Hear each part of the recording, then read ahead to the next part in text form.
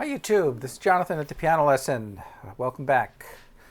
It's been quite a week, quite a whirlwind week for me, and so must make an announcement. Sadly, last Friday, my wonderful cat of 19 years, Baby X, passed away. So we're very sad about that, but she led a very long life and a very good life. And now I am contending with the Humane Society because about 4 years ago, when my other cat died, I purchased a mausoleum space for both of them. And now the Humane Society is telling me that I can't use my mausoleum space, Oregon Humane Society, because of a policy change, some kind of unilateral, unannounced policy change, and no one's getting back to me. So we're not that happy over here at the Piano Lesson.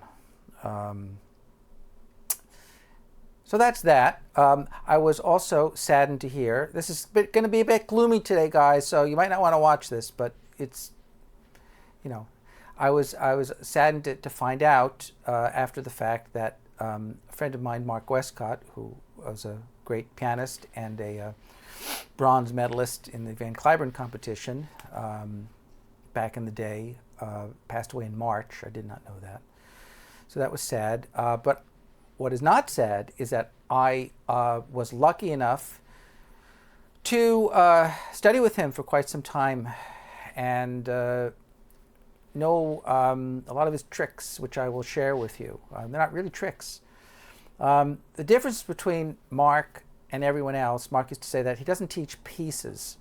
He gives you the keys to the kingdom. So musical principles, lenses by which to look at each musical problem, and I'll share that with you because really the mistake all of us make at one point or another when we're learning, one of the mistakes is that we tend to copy other people and listen to recordings or copy them, and that's really not the way to learn music. A, the person who made the recording probably didn't really understand what they were doing, and B, just by copying someone, you're not going to understand what you're doing. You have to kind of arrive at it through a solid foundation. So there's a variety of analysis, forms of analysis and tools, and also technique, great technique stuff. And what else is going on? Oh, on the lighter side, online, you can find an interview of me and my Mercury Grand Marquis, LS Ultimate. That's on the web if you type that in. And I think it's a website called Love What You Drive. And I had happened on a car club one day of Mercury Grand Marquis enthusiasts and Crown Victoria enthusiasts and Lincoln Town Car enthusiasts. All of these cars, I don't think any of them are made anymore. Maybe the Lincoln Town cars, but I don't think so. And police cars, which were the Crown Victorias, and they were all kind of lined up in the park one day, and I just happened. So there's about a 16-minute interview of me in my car, which is fun. And looks like the end of gardening season. So the tomatoes are still coming in. The Sun Golds are a no-brainer for those people who know nothing about gardening and want a sure thing. Sun Gold cherry tomatoes, hands down, best thing you ever did. My other tomatoes, which were fantastic, just I planted them late in the season, but in my defense, the season was very weird. It was a very late season. Like, it didn't really get hot until late in the year, and it was very short. So I don't know. So what should we talk about? Since we are still kind of in the fall and we're kind of getting back to our practicing habits. Oh, by the way, another slight update on my hand. I went for some hand therapy today. Did all kinds of interesting things that I never imagined I would do, which seem to help in general, and at the moment they seem to help quite a bit. So I'm somewhat more hopeful in that respect. But if anyone does have problems along those lines, they use various types of therapies. I had some ultrasound therapy, which is basically heat. It ends up as heat. And then a laser therapy, which also helps to bring nutrients and oxygen to the nerves, and a vibration therapy, and then some massage. And I suspect that my particular problem with my pinky numbness and ring finger, fortunately, I have not lost any strength in these fingers. So that's what you got to watch out for. You don't want to lose strength and then you end up kind of crippled. But my hand therapist kind of said, he said, you know what? I said, how long am I gonna take to get better? And he says, you probably will never get better. He said, probably never go away completely. Isn't that great? Well, we'll see. We'll see. But surgery is probably not indicated. But what I did notice is that when I just kind of stretched with my arms above my head, kind of like just stretched out for a while I was lying in bed, and my other arm and fingers kind of went numb. So there's probably something going on up here. And I think it's about time to get back to swimming. I used to swim all the time. And in fact, one of my nerve glide exercises is actually like a swimming, like a breaststroke exercise. So, that could be very useful. But I also think some of these hardcore industrial Mark Westcott keyboard exercises could be just the ticket for helping my arm. So let me show you one of these. I had shared with you a while back, but these are kind of interesting. So and this is also sort of like a little bit of a music theory puzzle. Am I getting what's happening? Am I not doing this right? I thought I was. Oh, here we go. There we go. Okay. So this one Mark used to call scrambled eggs. You can call it whatever you want, but you have you start out with a major chord, okay? Right, and C, E, G, B, and what you do is you kind of skip notes. You go C, G, E, C, E, G, C. That's the pattern, okay?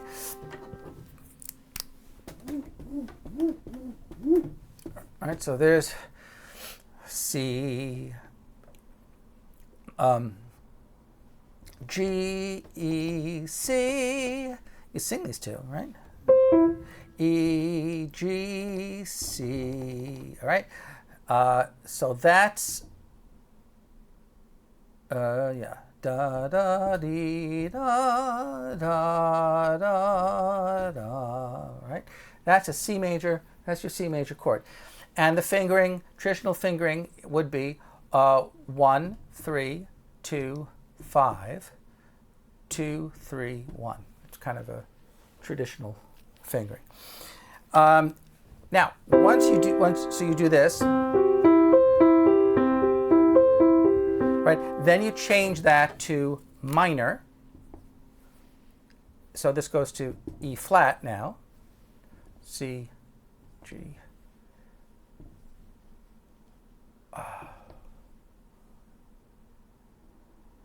This is again is right, still E flat, right? Right. So now you change that to C minor. Slightly different feeling. And actually you a lot of that is the rotational arm. So there's different ways to think about this. You could think about it playing with tossing the finger, or you could think about kind of like the axial motion of the arm and kind of light keyboard, real light on the keys, okay? So that's one thing to think about. Now, C, while it's the root of the chord now, is going to become the third of the chord. So what note, here's a little music theory question, what note uses C as the third of a major chord? Well, of course, we all know it's A flat, right? So we have C, A flat, E flat, C, A flat, E flat, C. Right? This fingering changes slightly now with the fourth finger instead. Right? So you're going to have your fourth finger now on A flat.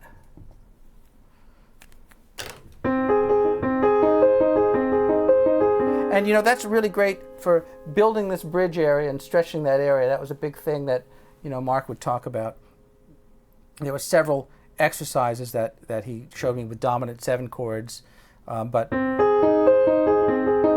now C is going to become the third of what minor chord? Well, so instead of A flat major, you're going to have A minor. So you're going to get rid of the flat. You're going to get rid of the flat there. I should have put the A where the A is, right? I'm going to get rid of that, and going to get rid of the E flat there. So now it's E natural, right? Then the C becomes the fifth of the chord. So fifth of the chord, what would that be? F major,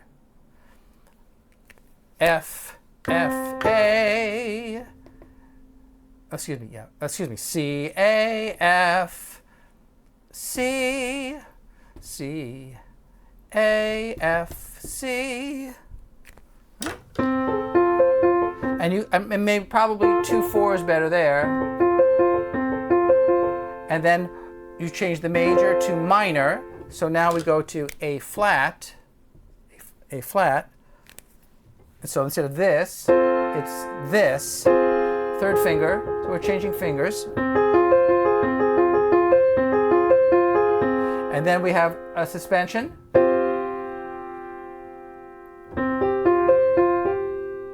And then the resolution. Right, so it just sounds musical. You could do that too, just if you want something musical, okay? So the whole pattern is slowly, and you do that, say, 4 times with a metronome. And then you do the minor, say 4 times with the metronome. Then you do the A flat major 4 times. Then A with then the A minor.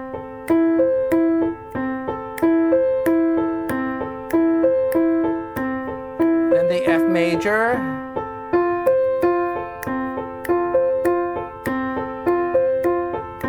And then the F minor.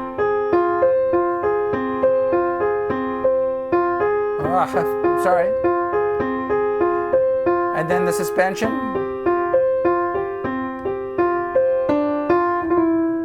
That kind of sounds nice.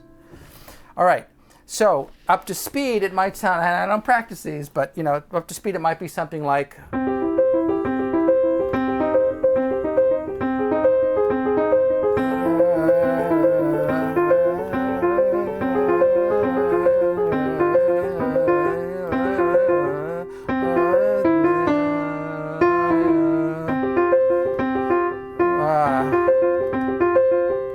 You might do that.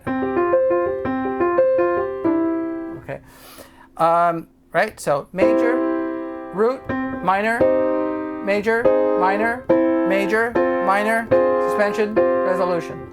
That's the exercise. Now you do the same thing in the left hand, but you do it in the opposite direction. Well, okay, so you can do it in 1 or 2 ways. But probably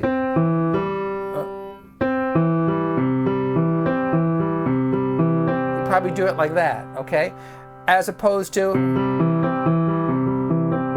you could do that too. Parallel. Now that's different fingering, right?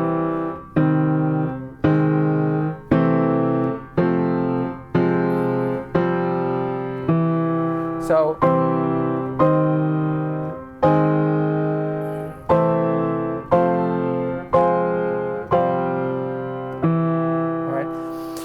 but it's this axial motion, light on the keys, that's my favorite.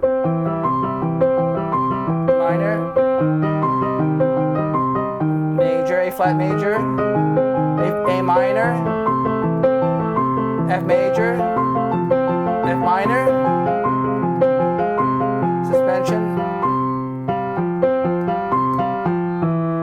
All right, and then you take everything and you move it up a half step, or you can go up a fifth, maybe, depending on what you want to do. Maybe going up a fifth would be good.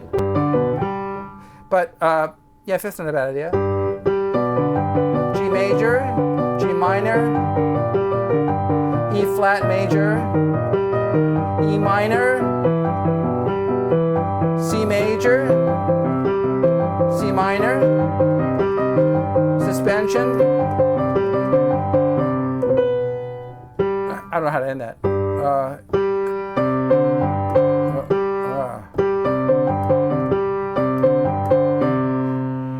If you're doing contrary,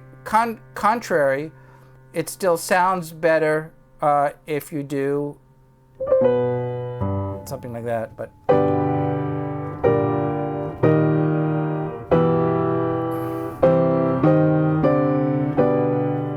and you know, that's a great exercise, really, because the thing about exercise, you want it to challenge your. You want to work as much as you can. So, I mean, sometimes, so there's two different philosophies, right? One is you try to isolate and just do one thing at a time. Okay, yeah, but this is sort of like a musical puzzle, right? So it really tests your knowledge of music theory. So at any moment you can pivot, right? And you know where you are musically. You want to know C, right? C can be the root of something. It can be the third of something. It can be the fifth of something. It can be the seventh, of course, but just for this exercise. You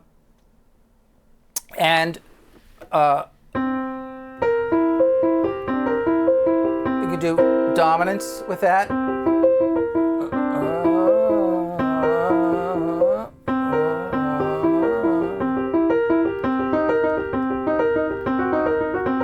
You could go through major 7. Dominant, minor, minor 7 flat 5. You have to change the top note to diminished. But any of those. Now, again, contrary motion, 7th chords, you'd have to think about it. That probably doesn't work really well, right? But you could do inversions. You can be as creative as you want with those. It's been so long since I've done some of these and thought about them. But I know he's really big on the dominant chord to get that 4th and 5th finger, get that bridge on that 4th and 5th finger strong. 1 second here. What do we got here? Okay. Next one, sixths. So, and I've seen this not just with Mark, but I've seen it also on YouTube too. If you could only do one exercise, just one, to keep your playing in shape, doing sixths, practicing sixths. So what does that look like? Well, it depends. But if you do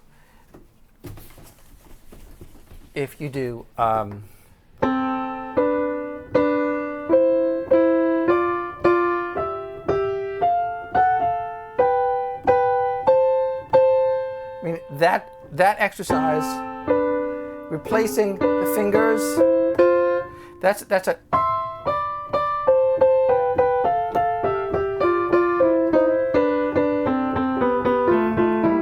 or chromatic.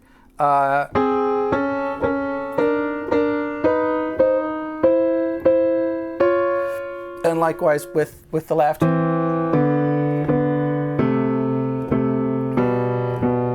Nice to know I could do this even with my numb finger, with that kind of thing. That's all diatonic, right?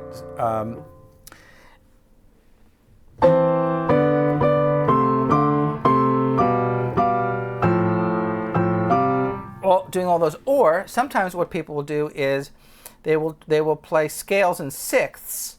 Let's see. That's a nice feeling in the hand.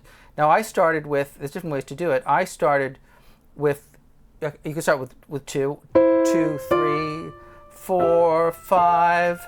Then you could go 4, 5, 4, 5. That's a possibility. And get that nice stretch there. And go back down, back downstairs.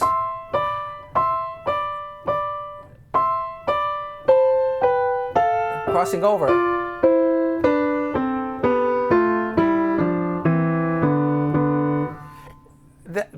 That's what separates the men from the boys, doing chromatic. And I like this. That's a great exercise, but just going down, systematically. See how I kind of tossed my hand over on that one. So sixths, parallel sixths. That'll really sober you up real fast. There's not a whole lot of room for error in doing that sixth. But again, it kind of just stretches your hand in such a way, positions your arm in such a way to just it just feels right. It feels more like your hand's supposed to feel. And then you just go and play whatever you're going to play, and it's you feel like more capable. It's like swinging 2 bats before you get up at the plate, right? One bat feels lighter than because you swung 2 of them, that kind of thing.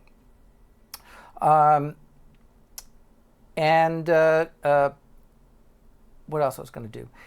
So we did the scrambled eggs. We did the sixths. So those 2 are probably enough.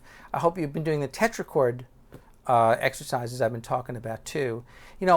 When I met Mark, he was real big on tetrachords, and he would always teach scales, and he would always remark about how he could teach little kids to play scales real fast. C, G, D,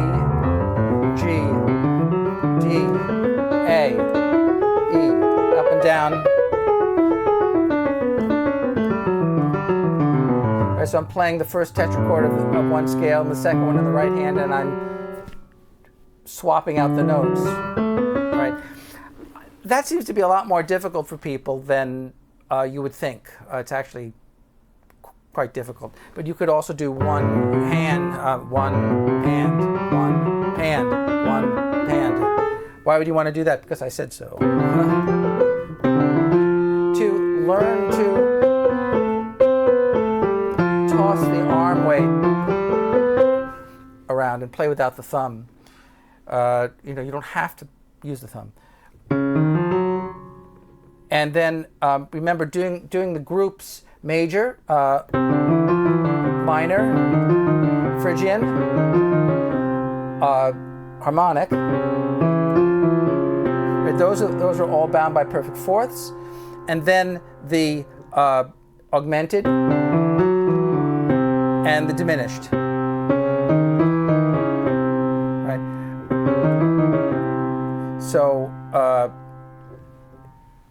If you know those groups, right, you can make all kinds of scales. So just again, quick review. Major scale is 2 major tetrachords, right? 3 kinds of minor scales. All 3 have the same tetrachord group below, minor, right? Minor. But the first type, natural minor, that's minor plus Phrygian. Melodic minor, minor plus major. Harmonic minor, minor plus harmonic.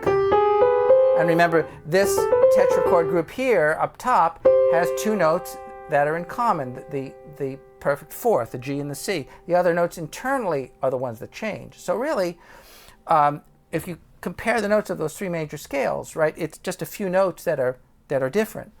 And then you have your modes, right? So minor and minor, that's Dorian. Phrygian and Phrygian is Phrygian, okay. But those are the ones that use similar tetrachords, right? And what else what do we leave out? We have you have your whole tone tetrachord. That's useful for Lydian scales, whole tone or augmented, and major. That's Lydian. Right. Now, if you take 2 Lydian tetrachords like this and this, right, that scale uses two. Here's the word, right? They use two conjunct whole tone tetrachords. So conjunct meaning they both share this note, and right.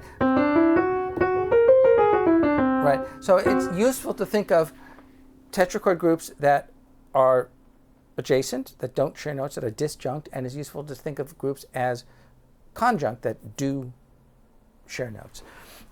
Diminished scales, minor, and up, this time different, up a half step. That's our diminished scale, two minor tetrachords, but the reason that one's different is because it's separated by a half step. All the others, the tetrachord groups were separated by a whole step. So that's some people would call that a whole half tetrachord. I don't know who some people are, but some people would. But it's all a matter of perception, because if you start on a note, if you start on the next note, then it becomes a half whole tetrachord. It almost looks that diminished group almost looks like a major third, but it's in this instance it's D, E flat, F, G flat. It's not F sharp in that instance.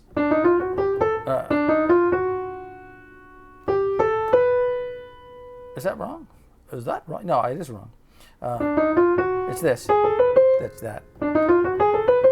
That, very interesting, that's the half whole diminished scale, and those two diminished tetrachord groups are separated by a whole step. So D, E flat, F, G flat, and the spelling gets a little wonky, but I'll just say G sharp, A, B, C, okay? And then you end up with the D again, perhaps. I don't know.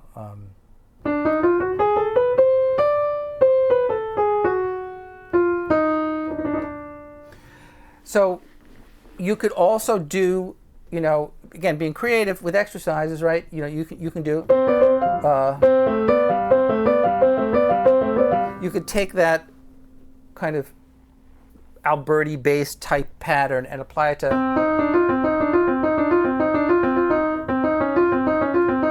If you don't want that big wide, right? Well, have a relaxed hand.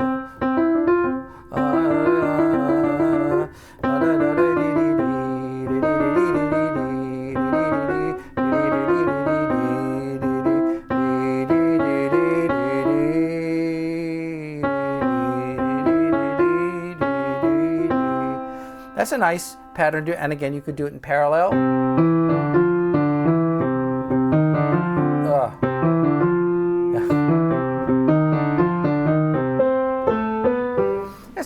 You see me here kind of making some mistakes, but I'm doing it to prove a point. The point is that, there should be a certain amount of your practicing that's experimental. I take as a compliment that Mark once told me that of all his students, I was the most experimental.